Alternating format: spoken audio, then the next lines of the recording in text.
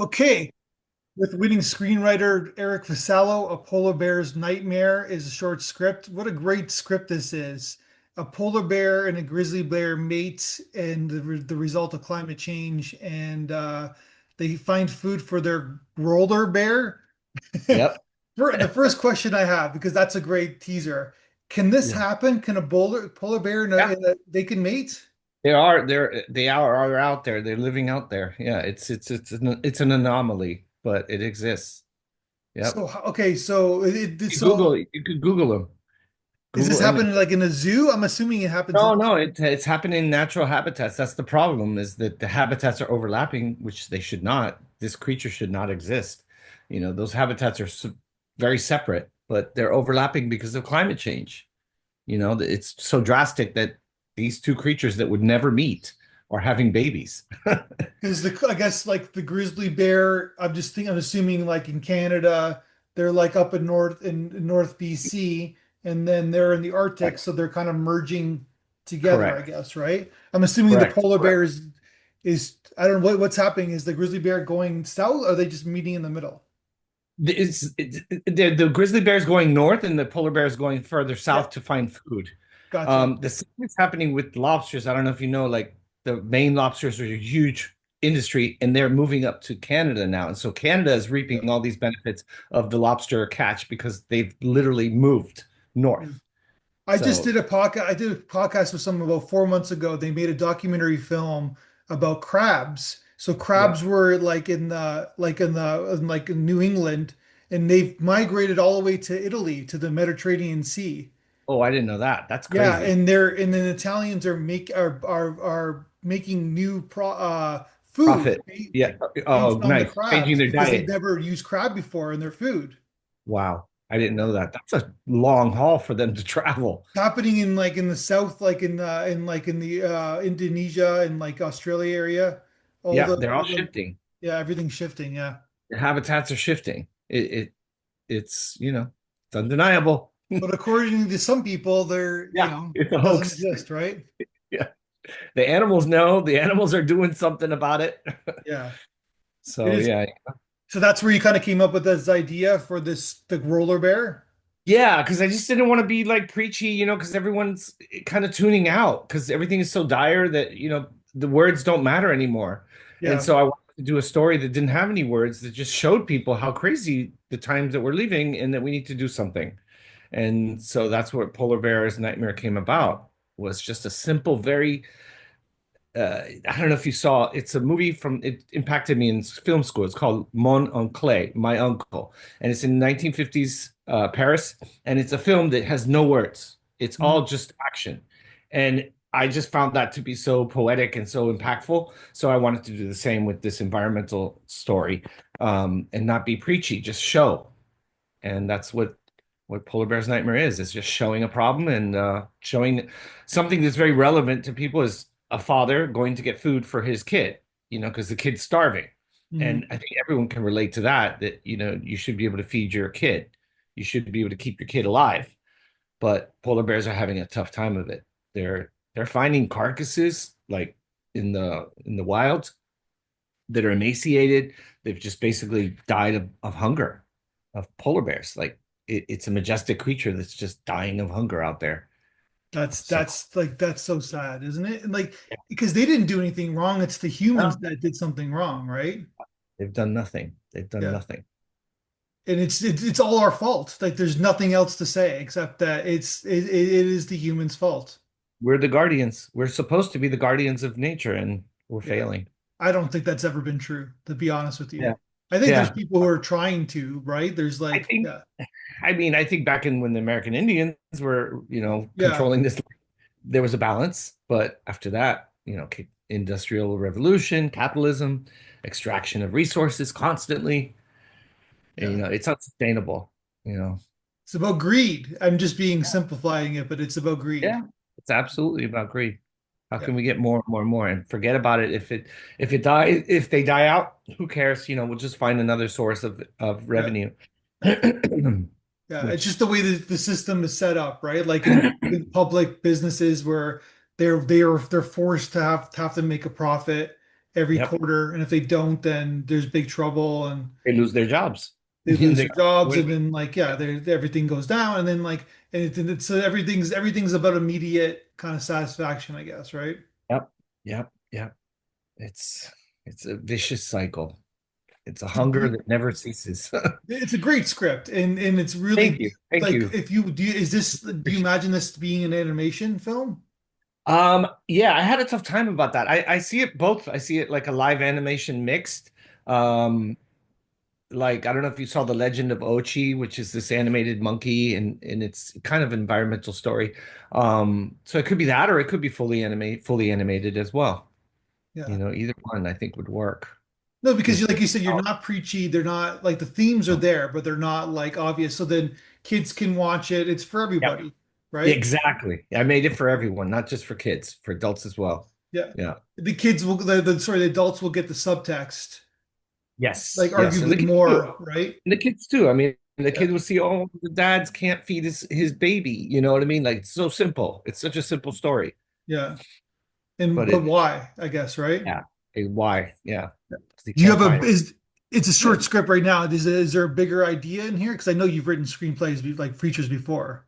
I mean, yeah, I'm open to it. If there is interest, then we can make it like a series type of thing of Okay. different stories similar to that are environmental in nature. I would like to keep that the focus. Um, like a limited series where they're kind of a anthology where it's standalone and each episode would be a different issue, like the lobsters moving north, for example. We could do a story about that, just to highlight the many problems that climate change is causing. So You you've know? also written children's books as well, Yes. right? Yes, I'm actually pitching one now. It's a novel from early young adult. It's about Mhm. 13 and above. And it's funny because it has an environmental message in it. Because it's basically this little boy wants to leave the planet. He's very depressed with the situation on Earth and he wants to travel the galaxy. He wants to be like the first Mhm. galactic explorer of humans, like kind of like Marco Polo in the stars. And so he builds a stairway to the sky using books and Da Vinci pulleys and mud from the pig pen to cement the books, kind of like mud brick technology. And he meets aliens up there that are benevolent and they're trying to help us evolve. And so they give him messages of how we can make things better on our planet and how things are not as bad as we think they are. Because if you look at the big picture, things are progressing. Things aren't failing and they're crumbling. There's systems that are going away, Yeah. but things are overall getting better. Like poverty is less overall, less people dying of wars every year. So, anyways, they give him a message that the number one thing you could do to help the environment is to Yeah. stop eating industrialized meat. That's it. That's Yeah. that's the biggest cause of climate change gases is industrialized meat production, like cow meat, pig. So if you could just be one person to stop eating meat, you will make an effect. And after I did that story, I promised I would never eat red meat again, and I haven't since. So, So would people, I'm sure the media industry would not like your book. Would oh they hell bring no, you propaganda? there. Oh hell, no. They would. That's probably why I'm having a tough time selling it because there's a Yeah. scene where they go into a slaughterhouse, and because the little boy's question is, do animals have souls? And he's like, every living thing has souls. And the aliens show him a scene where a cow gets slaughtered, and the soul leaves the body, where he could see the soul leaving the body. And so, yeah, I don't think the meat industry would want that. So Uh, I'm just curious about like my first thought was that it's the aliens who are telling the humans yes. like the ideological point of view of souls. Yes, that every living thing has a soul. No, but I'm saying that like Oh, why is it does it take an alien for to teach the human? why does why does it take a Grolar bear to exist to believe in climate change? And we Yeah. still are debating it. It's the same thing. It's in our face. I mean, yeah, I mean, crop circles. It's in our face. They're making these crazy designs that humans can't make, and we're still not believing in them. Because you know So, why? Because nobody knows about it. It's like if yeah, you watch the news, like, well, who's watching the news? But if you're yeah, watching like the nightly news, they're not talking about climate change. You guys, no, I'm assuming you're in the States. Like they just had yep, a election. Nobody yep. talked at the debates. Nobody talked about climate change at the debate. No, it's Yeah. horrific. I mean, we're living in really dark times in Yeah. America. Everyone wants to leave. It's just No, but no, scary. but what I'm saying is that nobody, not it's everybody's fault. It's not just the one party's fault. Like it's nobody's Well, I talking think it's about it, the right? media, because I mean, I used to believe in the left-wing media, and I feel like after whole Israel and all the lies, it's just I feel like they all lie, and they're all supporting empire. They just they don't want us to see the real things.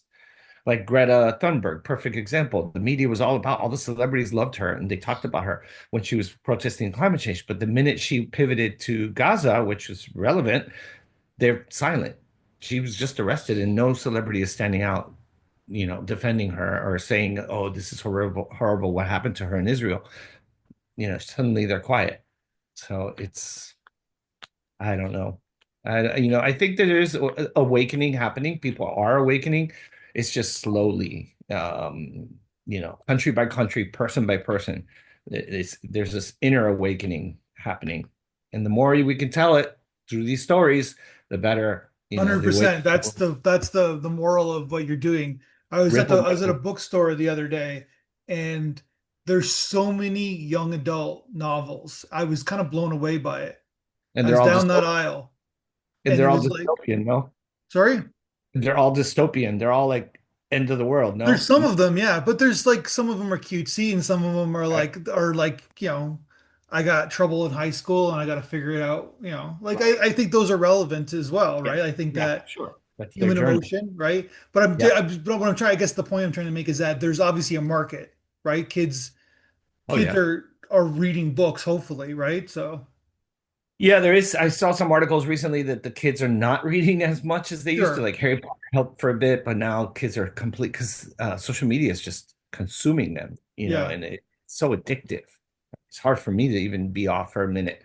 I can't imagine a kid that doesn't have, like a job. They don't have things yeah. to do. They just Well, consume. They're consumed. you hold it off on them, right? And for as Yeah. long as you can. You hope to, but a Yeah. lot of parents don't. A lot of Well, parents, because it's 12 years because old. it's an easy babysit. That's why, Yeah, right? yeah, So it's a cop out, but yeah, it is an easy babysit. yeah, Keep them that's what busy. happens. Yeah. So okay, so you're on to something. So what do you hope for this particular screenplay? You hope to make it into a film or Yeah, anything at this point.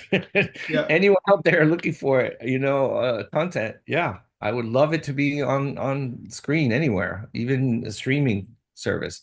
Just get the message out, you know. You're proficient. You've written a lot of stories. I've been writing for over 30 years. A lot of loneliness in there, right? But I do it because I love it. And I haven't produced anything yet. I've gotten close. I won this contest and I won LGBT uh contest for another script, Pueblo, which also has an environmental message in it. But it's not solely environmental focus, but it's about inner growth and inner facing your demons, so to speak. So that one I won, and I'm waiting to see if I get any traction, maybe get a producer or somebody interested in producing it. So once you get that one big door open, and the others, you're Yeah. in. You just need one door to open. I love to see this because this film is it's got a lot. It's funny too. Your script. There It's is humor in it. Yeah, there is yeah. humor in it. I wanted to make it light. I didn't want to be depressing, because it is sad, like the part in the beginning where he's trying to find food and this seal, the one seal that he finds outsmarts him and makes a fool of him. And so he goes on to his journey and keeps, finding food for his kid. Yeah. And then it's funnier towards the end because I didn't want to depress everyone. That said, all the lovers love that scene, right? So because they Yeah, can, yeah, because he gets away. He yeah. gets away. So Smart. that's Smart. part of the battle, right? Yeah, Yeah. that's what I'm trying to say though is that like nobody knows. Like I bet you if I didn't know about it Yeah. I about tell people and they don't know. They're like, "What is that?" I'm like, "It's I because Google and I show them on my screen. I'm like, They exist."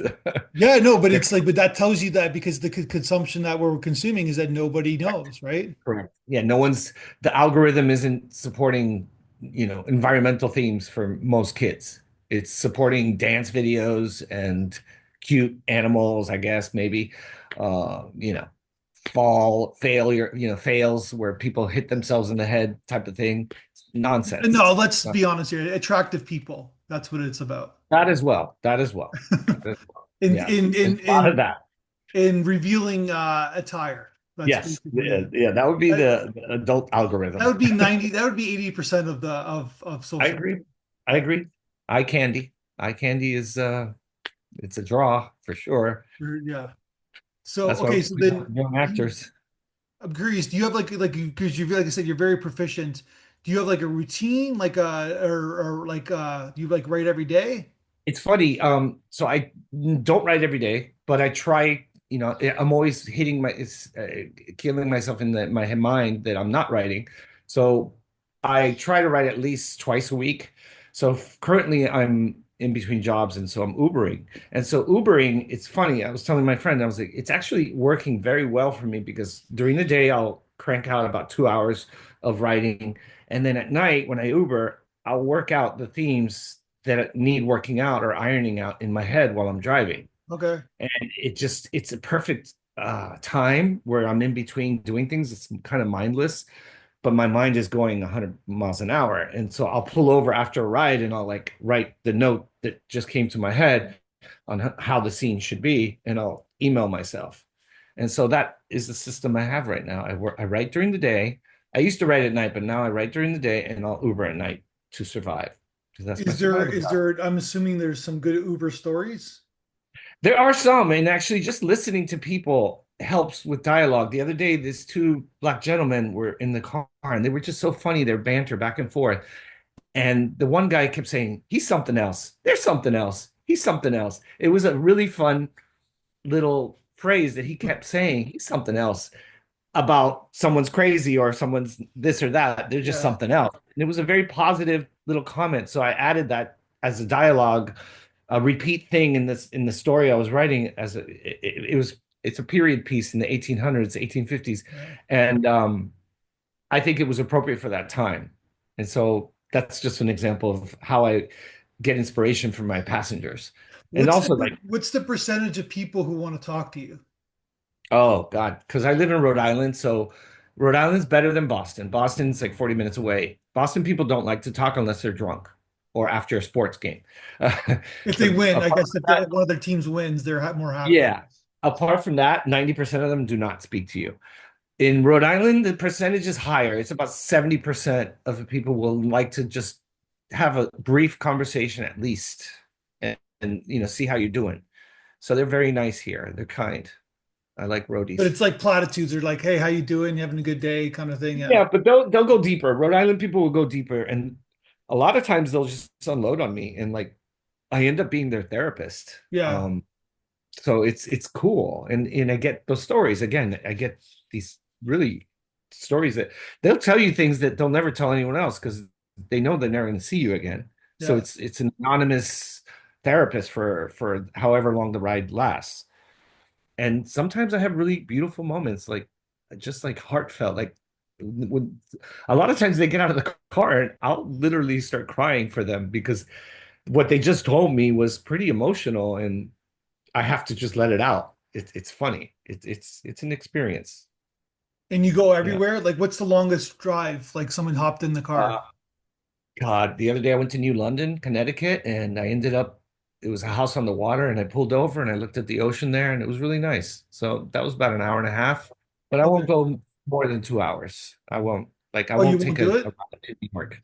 No, because it's not worth it. Like a 3 hour ride to New York for $150 is not worth it because I have to go back for 3 hours. But you can do Ubering.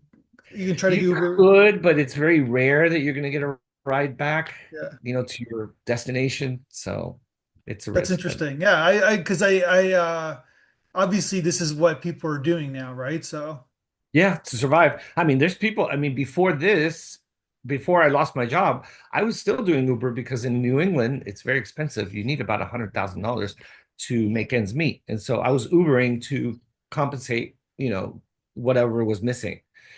And so that's how I started, you and you got to know. do your rate. You got to worry about your rating and stuff. And Yeah, but that's good. I mean, as long as you're a normal person and kind, your yeah. rating's fine.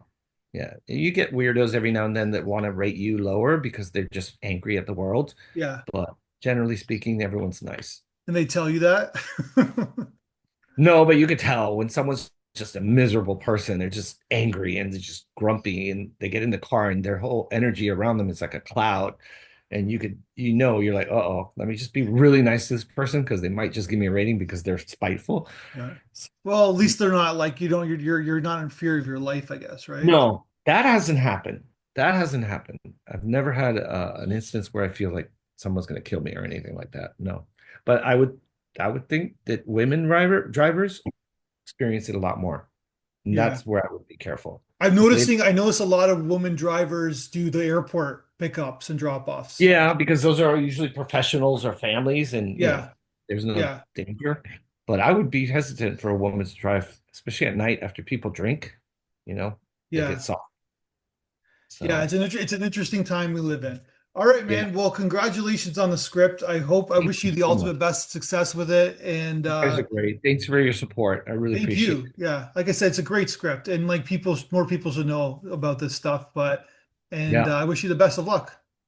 I appreciate you. Thank you so See much. you.